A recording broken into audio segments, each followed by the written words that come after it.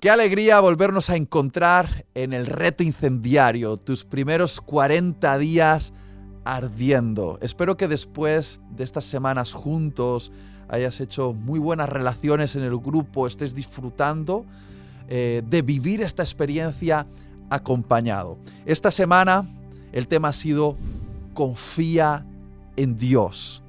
Y me gustaría hablarte acerca de confiar en Dios cuando la tormenta arrecia. Me gustaría llevarte al Evangelio de Marcos, capítulo 4, versículo 35.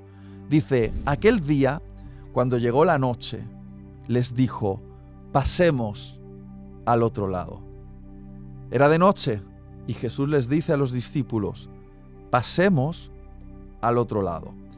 Y despidiendo a la multitud, le tomaron como estaba en la barca, y había también con él otras barcas.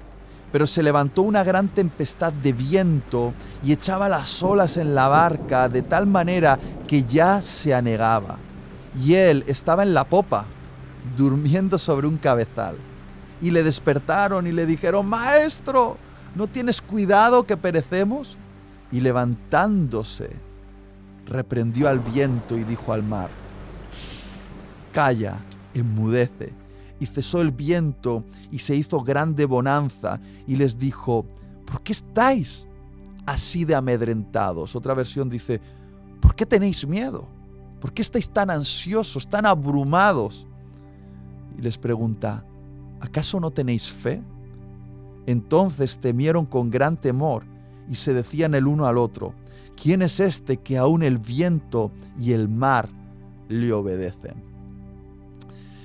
Jesús estaba con sus discípulos atendiendo a una multitud. Como acostumbraba, había hecho milagros. Los había alimentado de manera sobrenatural, con panes y peces que se habían multiplicado. Había hecho milagros, sanidades.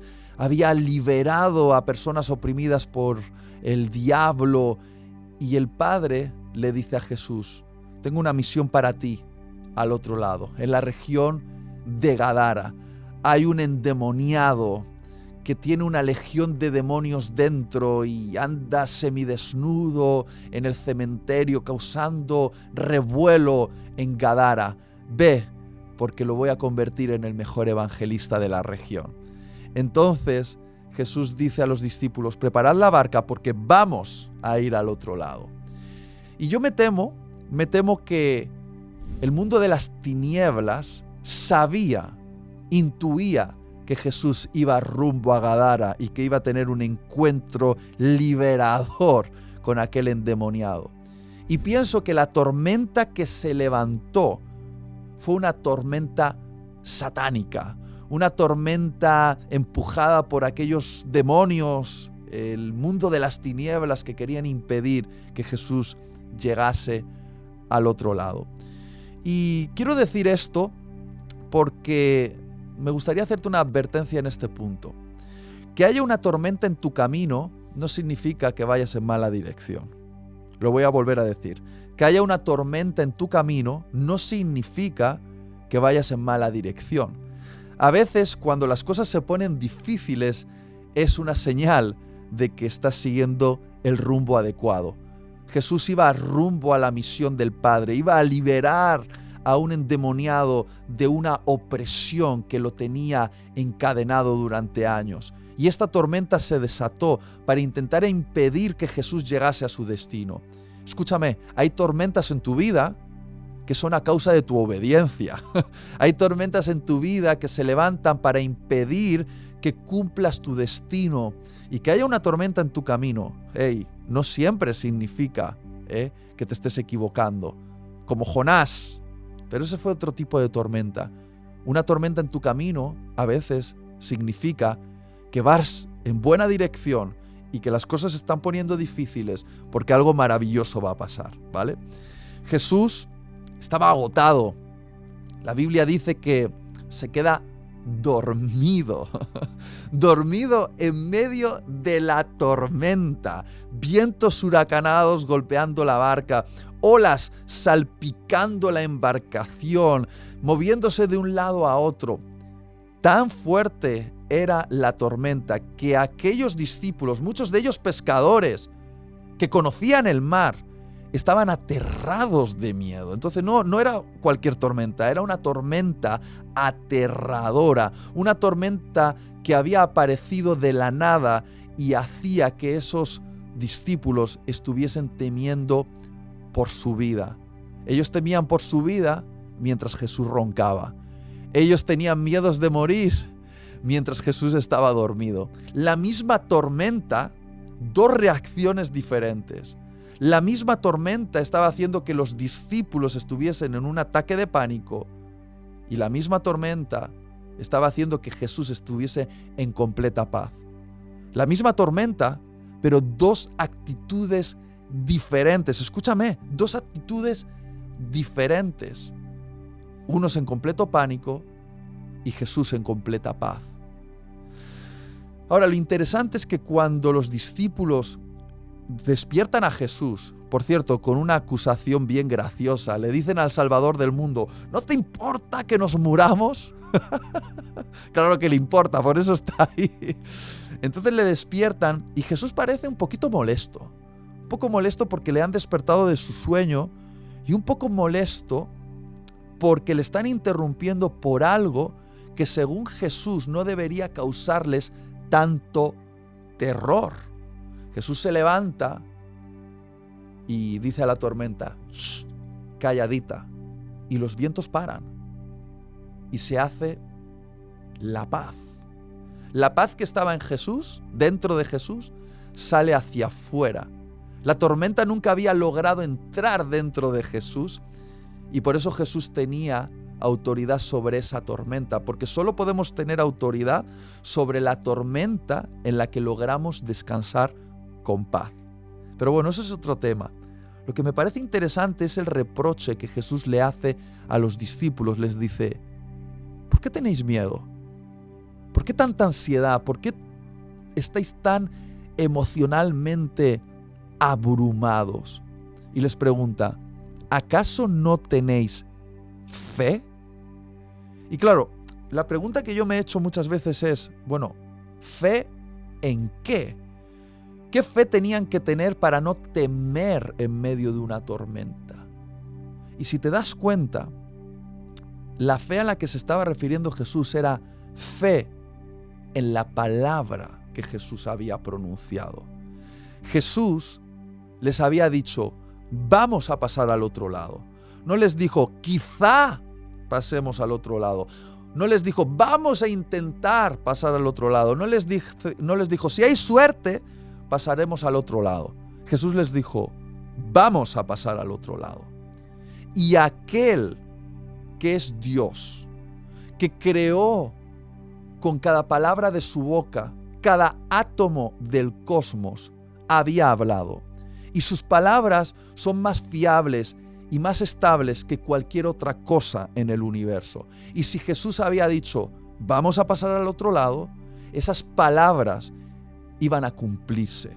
Porque no hay nada más estable que la palabra de Jesús. Si Jesús había dicho: vamos a pasar al otro lado, iban a pasar al otro lado. Y Jesús esperaba que esos discípulos tuviesen fe en que la palabra de Jesús no puede ser contradicha. La palabra de Jesús se va a cumplir. Lo que Jesús ha dicho será sí y amén. Y además, no solo tenían la palabra de Jesús, sino que tenían a Jesús mismo en la barca. Y queridos, no hay un lugar más seguro en el universo que estar con Jesús en medio de la más terrible tormenta. Es decir, aunque la tormenta ruja, si Jesús está contigo, si está en la barca y te ha dicho que vas a pasar al otro lado, no hay lugar más seguro. No hay lugar más seguro que tener al príncipe de la paz contigo en la barca. Eso debería ser suficiente paz para ti. Jesús no nos promete paz exterior, nos promete paz interior, nos promete que aunque las tormentas rujan y allí fuera de nosotros las cosas estén complicando, haya guerras, amenazas de hambrunas, virus pandémicos, crisis en la familia, escasez de trabajo, aunque la situación externa sea tormentosa, Jesús nos promete paz, pero paz dentro, como la paz que Él tenía, la paz que te permite dormir por la noche en medio de una tormenta, confiado, porque Jesús ha hablado, vas a pasar al otro lado y Jesús está contigo en la barca. ¿Sabéis? Cuando aquellos discípulos vieron que Jesús fue capaz de acallar esa tormenta con solo una orden, entonces ya no le tenían miedo a la tormenta, le tenían temor a Jesús y se preguntaban, ¿quién es este? ¿Quién es este que es capaz de dar una orden a la tormenta y los vientos le obedecen? Queridos, queridas, el que es más temible que una tormenta está contigo en la barca y te ama. El que es más temible que una tormenta es tu amigo. El que es más temible que una tormenta está de tu lado. Entonces, ¿a qué le temes? Ten fe, vas a pasar al otro lado. Jesús lo ha dicho y Jesús está contigo en la barca.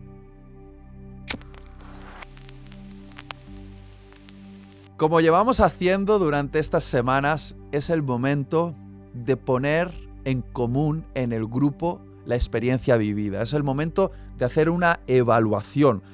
Esta vez está en la página 223 y el reto, el desafío incendiario de esta semana era regalar algo valioso, algo tuyo a alguien. Y quiero preguntarte, ¿cómo ha sido esta experiencia para ti? Porque muchas veces nos aferramos a esas cosas valiosas en nuestra vida y soltarlas, regalárselas a alguien más, nos hace sentir vulnerables. Pero yo te puedo garantizar que cuando uno aprende a desprenderse en la vida, a ser generoso y a regalar lo que tiene a otros, vive en una mayor libertad. Me gustaría invitaros a hablar juntos en el grupo acerca de cómo habéis vivido esta experiencia. Si alguno todavía no lo ha logrado, tranquilos, hay tiempo para hacerlo. Pero quiero desafiarte a preguntarle al Espíritu Santo qué debes regalarle a otra persona. Y como os decía, no se vale comprar algo nuevo. Hay que darle algo tuyo, algo que signifique un valor importante para ti. Entregárselo, desprenderte, vivir una vida liberado de esas cosas que a veces parecen que nos están anclando. Entonces, bueno, comparte con el grupo la experiencia y hacer la evaluación. Y por favor, no te rindas ahora, estamos a punto de terminar. Es justo al final cuando cuesta más, pero es el momento de dar el último empujón y completar el reto incendiario. Nos vemos la próxima semana.